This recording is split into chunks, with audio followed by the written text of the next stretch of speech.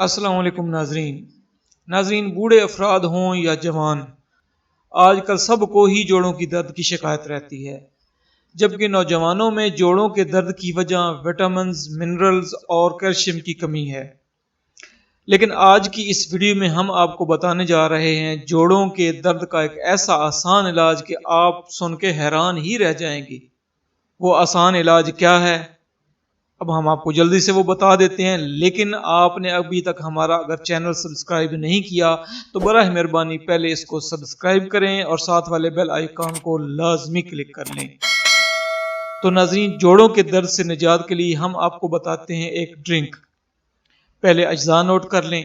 1 अदद खीरा, 1 इंच का हल्दी का टुकड़ा, चंद कतरे वेनिला अर्क, ये तमाम चीज़ें आप ले लें। अब हम आपको बताते हैं इसको बनाने का तरीका। खीरे को बिना छीले टुकड़ों में काट लें, हल्दी की जड़ और खीरे को मिलाकर ग्राइंड कर लें। अब इसमें हस्बे ज़रूरत पानी भी शामिल कर सकते हैं आप। 1 गिलास में निकाल कर इसमें वेनिला का अर्क शामिल कर लें और बस पी लें। इससे फ़वाइद क्या हासिल होंगे आपको ये भी जान लें। इस ड्रिंक के इस्तेमाल से जोड़ों के दर्द में बेहद आपको आराम मिलेगा। अगर इस ड्रिंक को दिन में 2 मरतबा पिया जाए तो जोड़ों के दर्द में फौरी आराम आएगा।